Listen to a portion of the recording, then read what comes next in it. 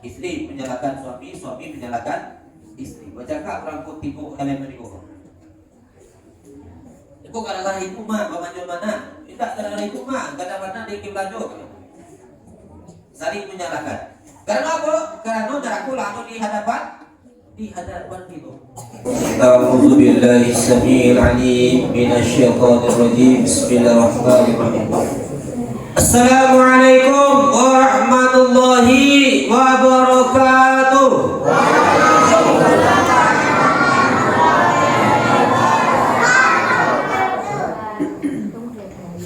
Alhamdulillah.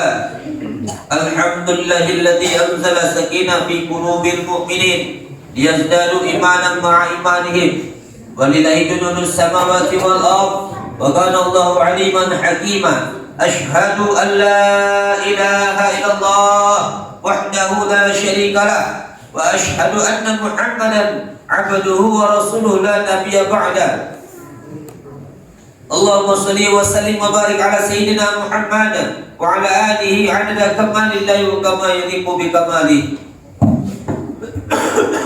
Amma ba'du, ibadallah, ittaqullaha haqqa tuqatih wa la tamutunna illa wa antum muslimun. Qala Allah Ta'ala fil Qur'anil Karim, na'udzu billahi minasy syaithanir rajim. Bismillahirrahmanirrahim. Kitabun anzalnahu ilaika mubarakun liyadabbaru ayatihi. Sadaqallahu azim wa sadaqallahu al-karim. Firman Allah dalam surah As-Sad, dalam surah As-Sad ayat ke-29, kata Allah, kitab Al-Quran yang kami turunkan kepadamu penuh berkah agar mereka menghayati ayat-ayatnya. Kaum muslimin yang dirahmati Subhanahu wa taala, mari kita bersyukur kepada Allah Subhanahu wa taala dengan ucapan alhamdulillahirabbil alamin. Allah masih memberi kekuatan atau kesempatan kepada kita untuk bisa melaksanakan ubudiyah, amalan yang terbaik pada pagi hari ini adalah sholat subuh berjamaah. Kalau seandainya ada di tahun itu yang melaksanakan ibadah sepanjang malam, tapi ini tidak lakukan sholat subuh, maka itu sama saja dengan bohong. Namun kalau seandainya kita bisa sholat subuh berjamaah, tapi itu tidak ikut sholat malam, maka itu jauh lebih baik. Karena melaksanakan sholat subuh secara berjamaah di sisi Allah sama kita melaksanakan sholat sunat sepanjang malam.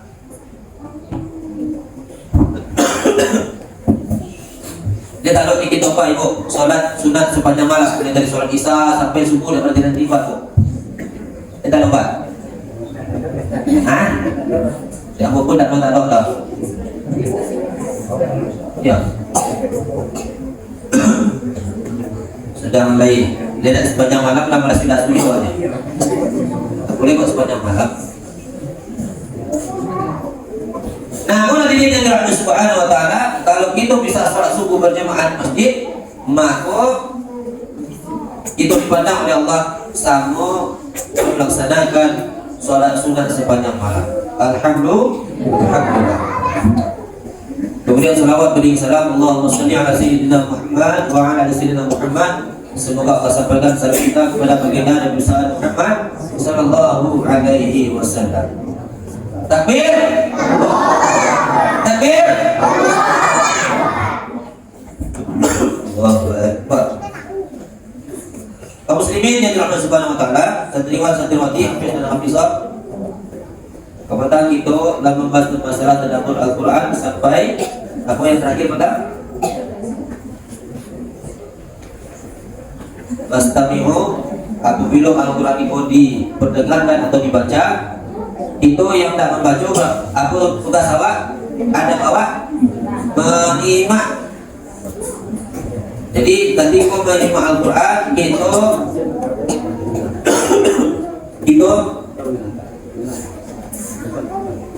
tidak melakukan apapun kecuali mendengarkan dengan baik. Kemudian mendengarkan harus diiringi dengan wa'ansitu. Diam, tidak boleh berbicara. Tidak boleh berbicara, tidak boleh luka-lukawan. Itu yang ada Al-Quran yang kematang yang kita bahas. Dan kedua ada Al-Quran yang kita pelajari. Yang pertama apa pada? Bersiwa. Kemudian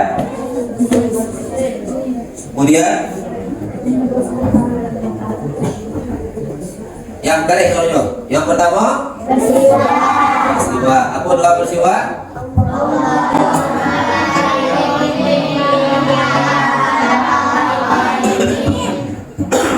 Betul. Yang dizakarkan bacanya ya. Kemudian apa lain? Bersuci. Kita bersiwa, bersuci. Kemudian apa lain? Menutup aurat. Kemudian apa lain? Menghadap kiblat. Itu apa lain?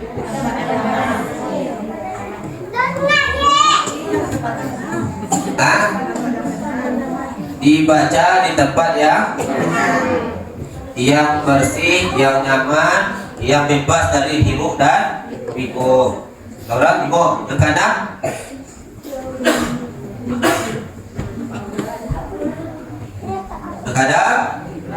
menghadap kiblat. Kemudian apa lagi?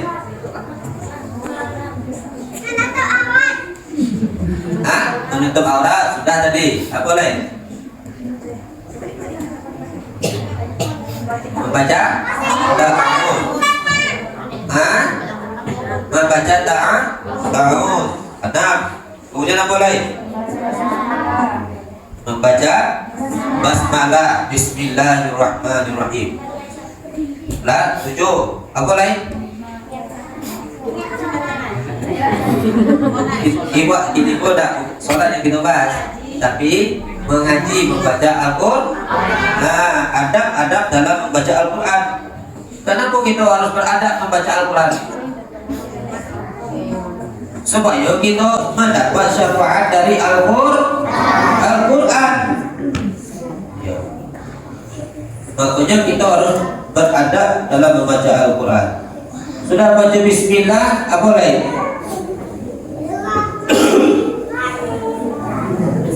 Apa lain? Sudah baca bismillah, baca ta'awuz, baca basmalah, kemudian apa lain? Membaca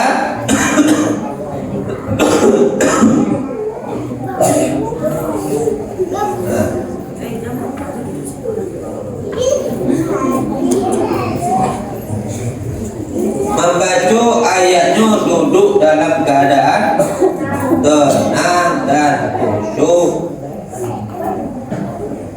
Jadi membaca ayat itu tidak boleh kita dalam keadaan apa dong?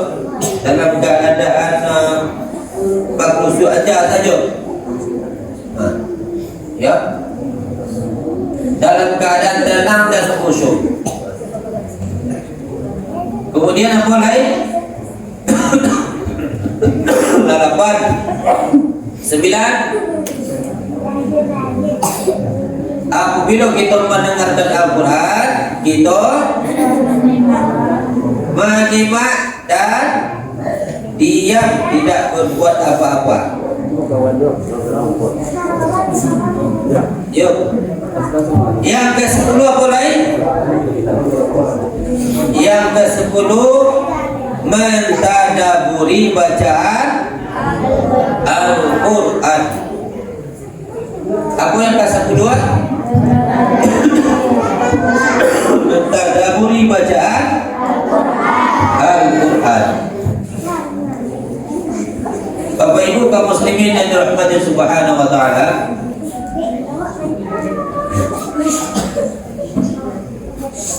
ketika kita dorong anak-anak kita untuk mengamalkan atau membaca Al-Quran lengkap dengan adab-adabnya yang kita sampaikan satu persatu tadi, maka hadirin yang Allah Subhanahu wa taala, anak-anak kita akan menjadi anak-anak yang Qurani, yang cinta dengan Al-Quran. Kalau anak-anak kita cinta terhadap Al-Quran, maka besar kemungkinan anak itu akan berbakti kepada Allah baik dunia sampai akhirat, baik di dunia sampai akhirat. Karena tujuh anak di dunia berbakti, namun di akhirat tidak menjadi anak yang soleh.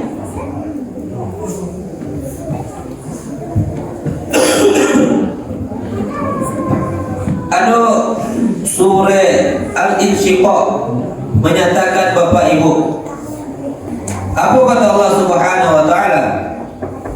A'udzu billahi minasyaitonir rajim. Bismillahirrahmanirrahim. Wa amma man utiya kitabahu wara'a dhahri, dan adapun orang-orang yang diberi kitabnya dari belakang punggungnya, fasaufa yad'u subura, maka kelak ia berseru, celakalah aku, wa yasla sa'ira, karenanya akan memasuki neraka sa'ir, innahu kana fi ahlihi masrura, sesungguhnya dia ketika berada di permukaan bumi, masih hidup di atas bumi, kana fi ahlihi masrura, ini berada di dalam keadaan keluarga yang bahagia, yang rukun, damai dan tentram. Tapi ini masuk neraka. Neraka pun tadi Bapak Ibu, sa'ir, api yang menyala-nyala. Pada dahulunya mereka berada dalam keadaan senang, pada dahulunya mereka berada dalam keadaan nyaman. Rupanya tidak menjamin bisa pula nyaman bisa di akhirat. Hadirin yang dirahmati Subhanahu wa taala.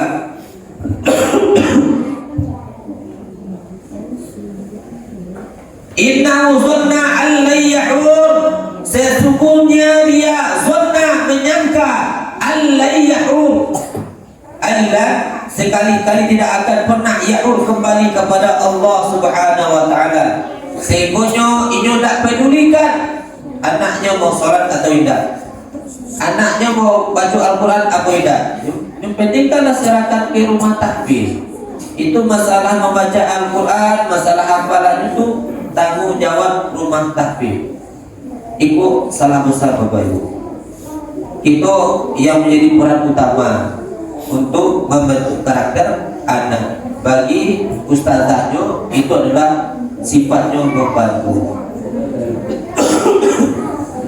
Jadi sebelum anak-anak kita balik, yang belum balik, maka kaja target Bapak Ibu, anak-anakku memang Allah terbiasanya mengamalkan Al-Quran.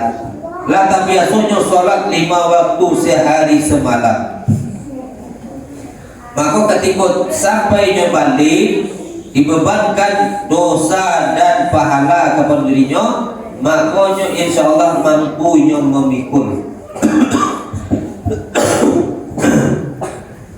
Artinya indah menyalah kepada awak besok di akhirat. Kalau tidak mampu anak tadi memikul bebannya, memikul tanggung jawabnya sebagai seorang hamba Allah Subhanahu wa taala, makanya besok akan menyalahkan kita. Artinya orang yang damai hidupnya di dunia, maka besok di padang mahsyar ini batangka bacakan anak, bacakan sama orang tua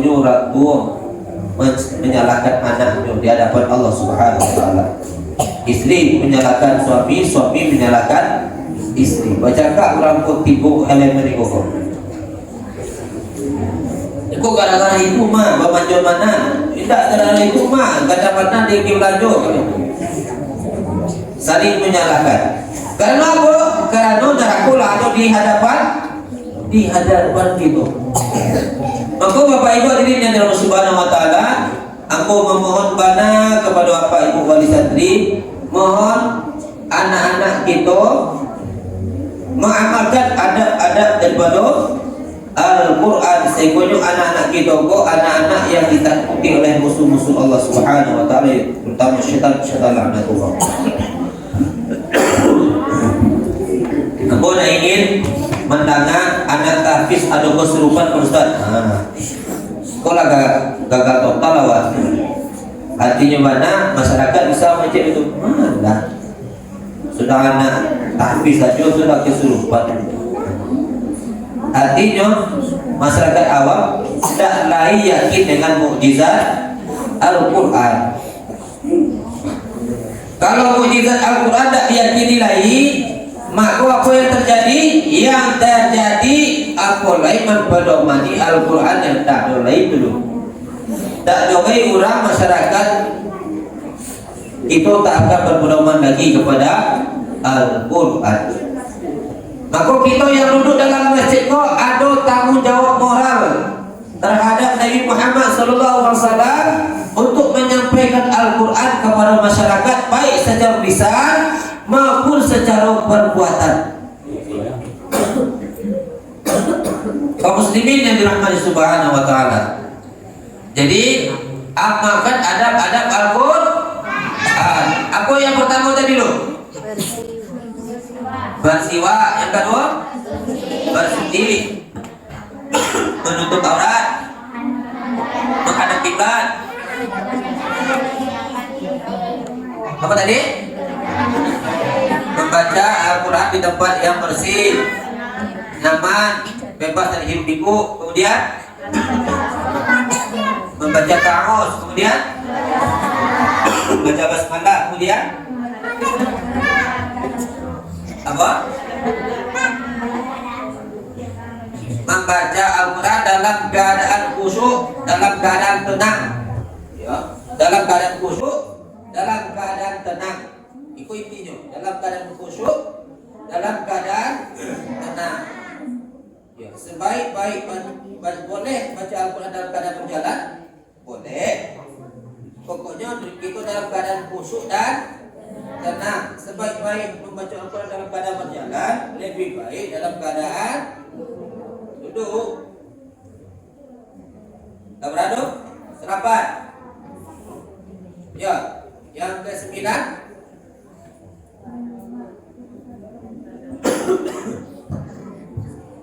Apabila kita mendengarkan bacaan Al-Quran atau kawan awak membaca, sikap awak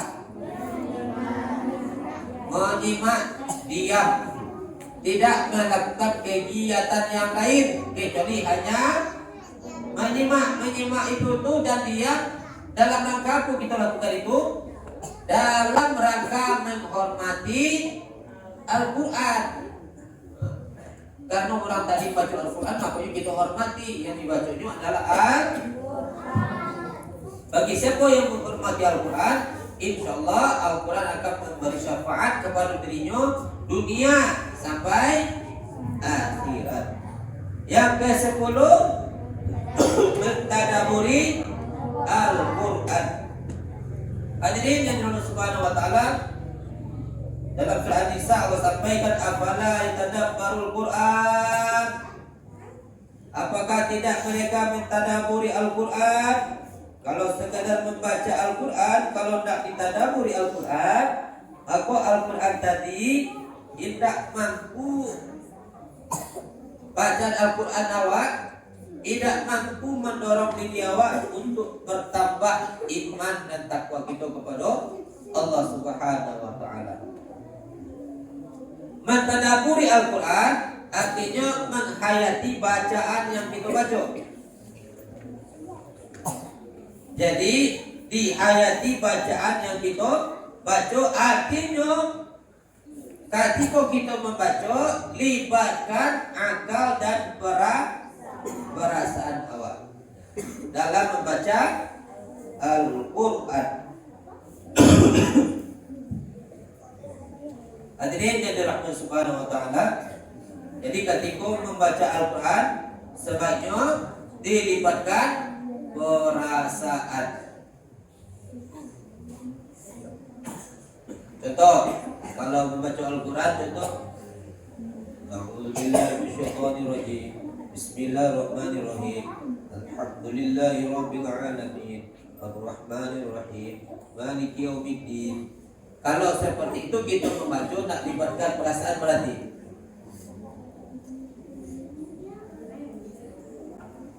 Membaca Al-Quran libatkan akal awak, libatkan perasaan atau hati gitu.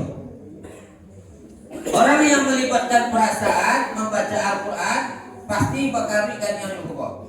Ikhwan, coba cari kan yang Ustaz buat. Di antara hadis dengan hadis kalau orang melibatkan perasaan itu tidak data apa pasti coba menekonya. Alhamdulillahi rabbil alamin. Pasti dinikmati, dirasakan. Itu baru wa idza tuliyat alaihim ayatuhu zadatuhum imana. Baru bertambah iman kita ketika membaca Al-Quran. Kalau bacaan Al-Quran kita baca dari hati. Walaupun kita tidak tahu maknanya, tapi usahakan kita menikmatinya saya dulu. Menikmati saya dulu bacaannya. Itu makna dari mentadaburi Al-Quran. Siap jamaah kan? Jadi ketika murajaah atau ketika menstol Al-Quran, maka bacalah Al-Quran dengan mentadaburinya langsung. Bisa? Takbir! Allahu Akbar. Kalau seperti itu kita baca, insya Allah kita akan dilindungi oleh Allah melalui Al-Quran.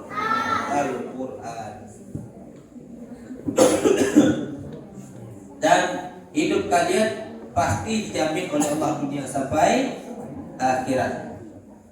Dipastikan orang yang beradab dalam membaca Al-Quran pasti hidupnya bahagia. Itu pasti itu. Karena apa?